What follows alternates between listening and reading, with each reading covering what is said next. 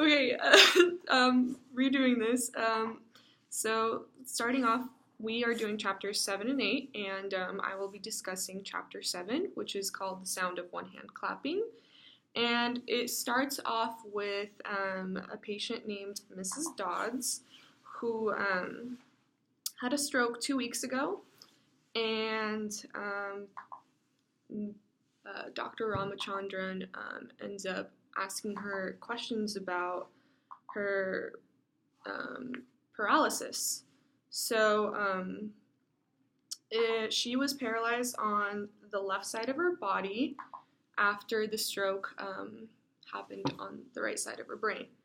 And he ends up asking her questions on whether she can walk, and if she can use her right hand or her left hand, and she ends up answering that, yeah, I can use both my hands, not realizing that she's basically denying the fact that she actually can't use the left side of her body. She's completely paralyzed. So that term, the denial, is called anosognosia, which means the tendency to ignore or sometimes even deny the fact that one's left arm or leg is paralyzed. So technically, it's as if you are unaware of your illness. And it usually happens in the right hemisphere, and the right hemisphere damages and affects the entire left side of your body, paralyzing it. So patients end up ignoring and are in denial of their paralysis, and they commonly come up with excuses or rationalizations. So the reason for occurrence is both hemispheres are specialized for different mental capacities. Left hemisphere is the major or dominant hemisphere, and patients with right hemisphere damage tend to be blissfully unconcerned about their predicament, because without the emotional right hemisphere, they simply don't comprehend the magnitude of their loss. So basically, what is damaged in these patients is the manner in which the brain deals with a discrepancy in sensory inputs concerning their body image. And it's not critical whether the discrepancy arises from the left or the right side of the body. So you would come up with, basically the question is, if you are denying that you cannot move the left side of your body, can you deny other things? Like, is the denial global? Yet there are gradations in their belief system that correlate with the location of brain lesions. When the injury is confined to the right parietal lobe, confabulations and denials tend to be confined to body image. But when the damage occurs closer to the front of the right hemisphere, the denial is broader, more varied, and oddly self-protective.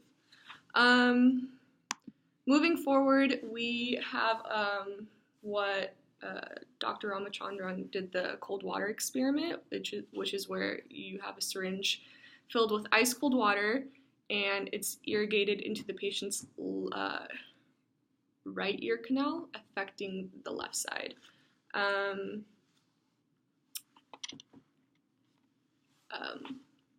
He starts off by doing the experiment on Mrs. Mackin, and if I can just find it on here. Mrs. Mackin suffered from a right parietal stroke that resulted in left side paralysis, and Dr. R wanted to take the experiment further by asking Mrs. Mackin questions about her memory, which wasn't done. He wanted to see if she did start admitting to her paralysis, then what would she say about her earlier denials? Would she deny or admit them? He then starts out by asking her the usual questions on whether she can move her right or left hand in both, and proceeds to take the syringe with ice cold water and squirting it into her ear. Her eyes began to move in a characteristic way, and he starts by asking her the same questions. Can you move both arms? And she ends up saying that she can still do all these functions. But on his way home, Dr. R realizes he squirted the water into the wrong ear, into the left ear. So the next day he does the experiment on the right ear and proceeds to ask her the same questions. When he asked if she can use her arm, she replied with, "No, my left arm is paralyzed." She admits that she knows she's been paralyzed, and that told Dr. R that the memories of her failed attempts had been registering somewhere in her brain, yet access to them had been blocked. Half an hour later, he came back to her and asked her if she can use her arms, and she again ends up saying that she is paralyzed. But after 12 hours, when a student went to visit her, she goes back to saying that Dr. R squirted water into her ear and that she's fine, she can still move her arms. So she was denying her earlier admission of paralysis, as though she was completely rewriting her script. So it was as if there were two of her occupying the same body. So this implies that such partial insulation of one personality from the other can indeed occur even though they occupy a single body. I will stop my recording here.